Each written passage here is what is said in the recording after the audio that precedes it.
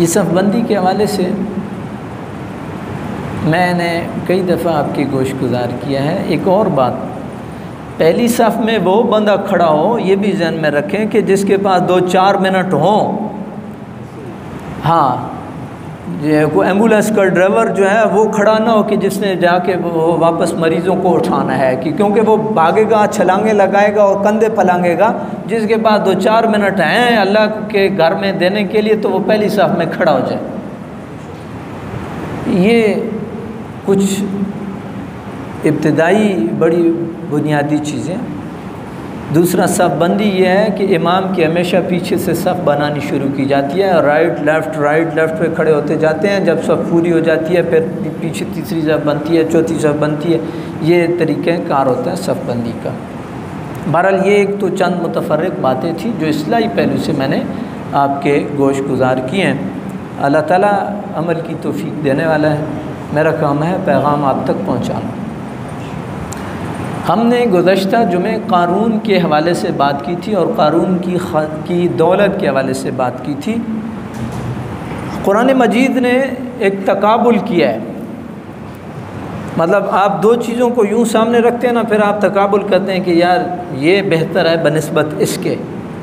तो वो जो आप तकाबुल करते हैं ना दो चीज़ों को उठा करके, आप कोई कपड़ा ले रहे हैं, आप फ़ोन ले रहे हैं, आप कोई और चीज़ ले रहे हैं, एक को उठाते हैं अच्छा, ये दूसरे को उठाते हैं अच्छा, फिर आप देखते हैं कि ये बेहतर है बनिस्बत इसके। तो वो जो बेहतर होती है आप उसको अडॉप्ट करते हैं, इख्तियार करते हैं, और दूसरी को आप छोड़ देते हैं। कुरान ने दौलत का और सवाब का तकाबुल किया है। पीछे सारा मजमून चला आ रहा है ना कि उसके पास, क़ारून के पास दौलत थी तो वो बड़ी ज़ैब व ज़ीनत ठाट बाट के साथ, फ़ख़रज अला क़ौमी फ़ी ज़ीनती, तो लोग उससे इम्प्रेस हुए, मुतस्सिर क़ालल्लज़ीना युरीदूनल हयातद दुनिया या लैत लना मिस्ल मा ऊतिया क़ारून इन्नहु लज़ू हज़्ज़िन अज़ीम। आय हाय हाय, हमें भी ऐसे ही जो है दौलत मिलती, ये तो बड़ा नवाजा गया है। तो आगे जो तौरात के जानने वाले लोग थे उन्होंने उस ज़ेब व ज़ीनत को भी, उस दौलत को भी देखा और अल्लाह के यहाँ सवाब को भी, और मूसा अलैहिस्सलातु वस्सलाम की संगत और मईयत को भी देखा। उन्होंने कहा या मूसा अलैहिस्सलाम की संगत बेहतर है बनिस्बत इस दौलत के, अल्लाह के यहाँ सवाब बेहतर है बनिस्बत इस दौलत के। वक़ाल अल्लज़ीना ऊतुल इल्म, उन्होंने फिर डांटा भी, वो दौलत मांगने वालों को डांटा भी। वक़ाल अल्लज़ीना ऊतुल इल्म वैलकुम सवाबुल्लाहि खैरुन लिमन आमन व अमिल सालिहा, अल्लाह के यहाँ जो सवाब है वो क्या है, वो बेहतर है, वो बेहतर है। इसकी 2-3 हिकमतें मैं आपके गोश गुजार करता चलूँ। दौलत ख़त्म होने वाली चीज़ है, सवाब ख़त्म होने वाली चीज़ नहीं है।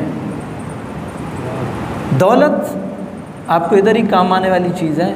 हाँ, अगर अल्लाह की राह में आपने दी है तो फिर आखिरत में भी काम आएगी, लेकिन अगर अल्लाह की राह में ना दे सके तो फिर आखिरत में इसने नहीं जाना, लेकिन सवाब आखिरत में भी आपके साथ जाएगा। कुरान मजीद में एक बाग का वाक़या है जो चंद भाइयों का था। उन्होंने अल्लाह की राह में देने से इनकार किया और उन्होंने कहा कि अखराजात बढ़ गए हैं, लिहाजा अब जो है किसी मिस्कीन को इस बाग में फटकने नहीं देना है, और सहरी ठीक है ना जी, अंधेर मुँह फल तोड़ना है और इसको मार्केट में बेचना है और पैसे कमाने हैं। तो वो आपके वाक़ा आपके सामने है कि कोई आने वाला आया और बाग को जला के खाकस्तर कर दिया, तो दौलत थी ना, ख़त्म हो गई। और आप अपनी ज़िंदगी में मुशाहिदा करते हैं कि कई लोग आपकी ज़िंदगी में कहीं मौज और मस्ती में होते हैं और यकदम जो है वो उनका सारा सिस्टम ज़मीन बोस हो जाता है। तो ये दौलत तो ख़त्म होने वाली है, लेकिन क्या जो आपने नमाज पढ़ी है ये ख़त्म होगी? नहीं। इसका अजर ख़त्म होगा? नहीं। जो आपने रोज़ा रखा है और भूख और प्यास बर्दाश्त की है, इसका अजर ख़त्म होगा? नहीं।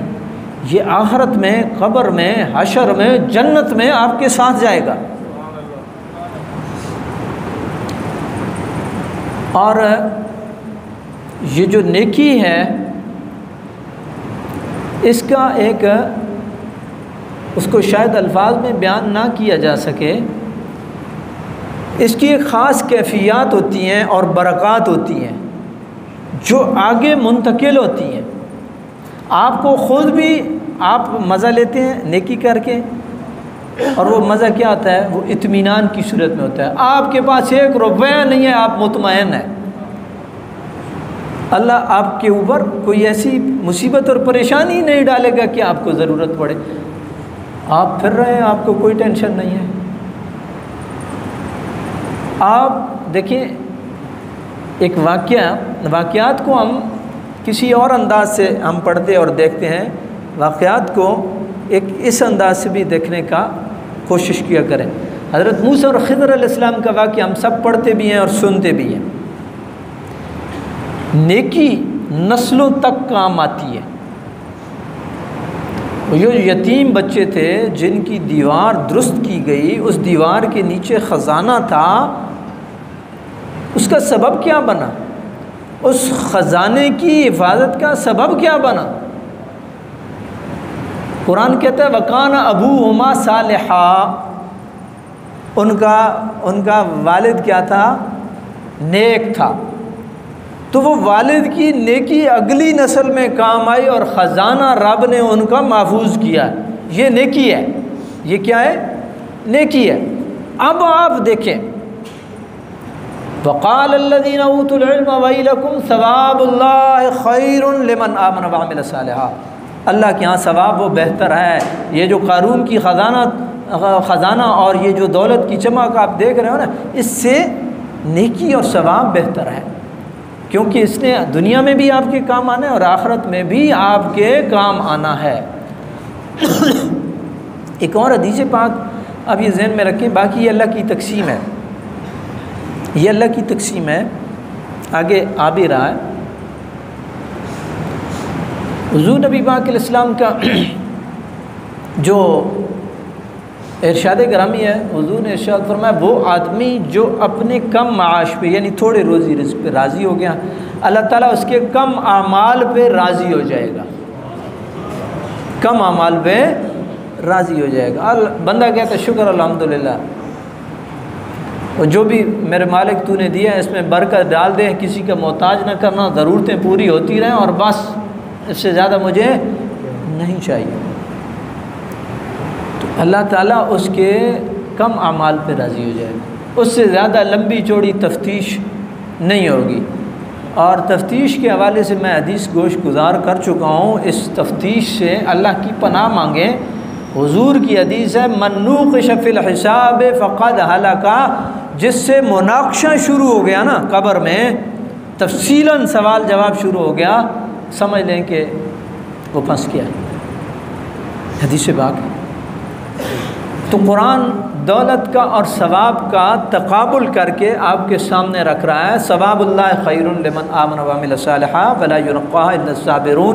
और ये नसीबा किसका होता है? ये साबिरीन का होता है, सब्र करने वाले लोगों का होता है। एक औलिया कराम के हवाले से मैं एक बात गोश गुजार करता चलूँ। जितने भी औलिया कराम हैं, हज़रत दाता अली अजमेरी हों, ख्वाजा मोइनुद्दीन चिश्ती अजमेरी हों, हज़रत पीर मेर अली शाह साहब हों, बड़े बड़े जितने भी नाम, उनके अंदर एक बुनियादी जो अल्लाह ने सिफ़त डाली थी वो सब्र की थी। किसी ने कुछ कह दिया, किसी ने जली कटी सुना दी, कोई बात कर दी, उन्होंने नज़रअंदाज किया और उनके मामलात में कोई फ़र्क नहीं आया।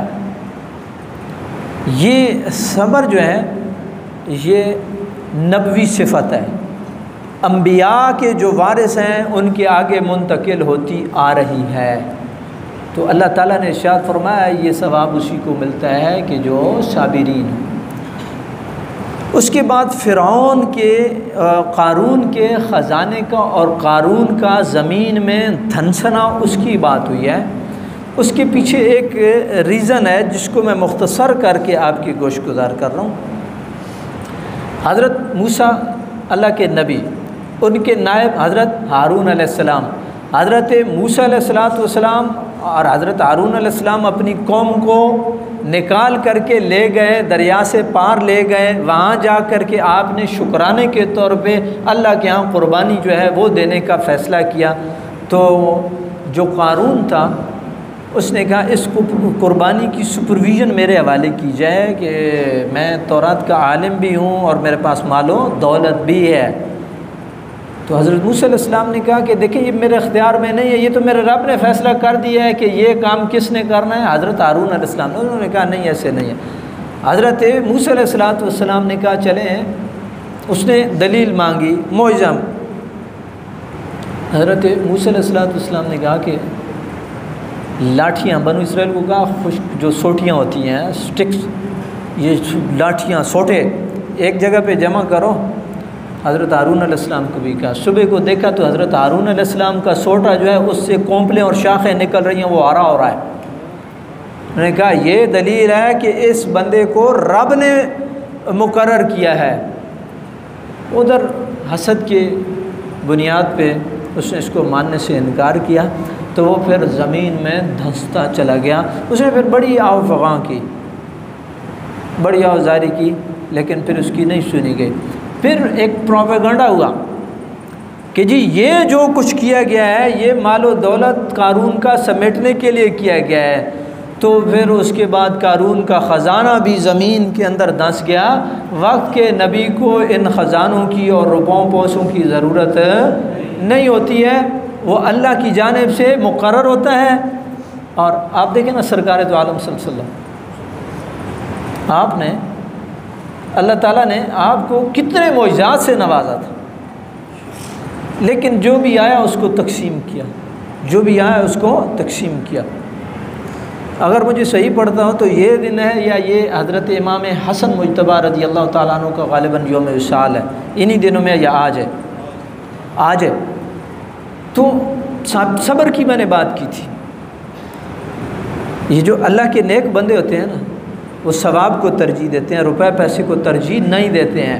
आपके दरवाज़े पे एक आदमी आया, बदू था, उसने जली कटी सुनाई, जो सुना सकता था इमाम हसन मुज्तबा को सुना दी, लेकिन आपने उसे अपने खादिम को कहा कि जाओ चांदी का थाल भर करके ले आओ, इसको दे दो। उसको कहा कि मियाँ इतना ही है, जो तुमने किया वो तुम्हें मुबारक हो, अगर मेरे पास कुछ और होता तो मैं तुम्हें और भी नवाजता। ये अंबिया की औलाद है, तो आप देख लें कि अंबिया किस मर्तबे पे खड़े होंगे। ये अंबिया की, हज़रत मोहम्मद रसूलुल्लाह सल्लल्लाहु अलैहि वसल्लम के नवासे हैं ना, ये उनकी बात हो रही है। तो जो अंबिया हैं वो तो वराउल वरा है। तो बरादरान इस्लाम, आखिर में कुरान कंक्लूजन कर रहा है कि हिलाकत हो उन लोगों के लिए जिन्होंने इस तरह की ख्वाहिश का इज़हार किया था, वो दौलत मांगी थी। ये दौलत देना, तंग करना, किसी को ज़्यादा देना, किसी को थोड़ी देना, ये अल्लाह ने अपने इख्तियार में रखी है। यबसुतुर रिज़्क़ लिमन यशा व यक़दिर, जिसको चाहता है दौलत ज़्यादा देता है और जिसको चाहता है दौलत थोड़ी देता है।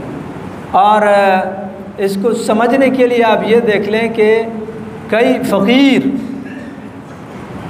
वो मर गए, उनके नाम ज़िंदा हैं, और कई बादशाह हैं कि आपको कितने बादशाहों के, कितने वज़राए आज़म जो है अपने मुल्क, बाकियों को छोड़ दें, अपने मुल्क के कितने लोगों के नाम याद होंगे? नहीं, 2-4 के बड़े बड़े।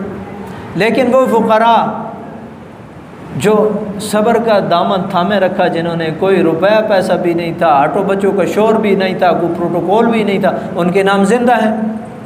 आप उनको अपनी दुआओं में भी याद रखते हैं, या अल्लाह इनके दर्जात को बुलंद कर दे।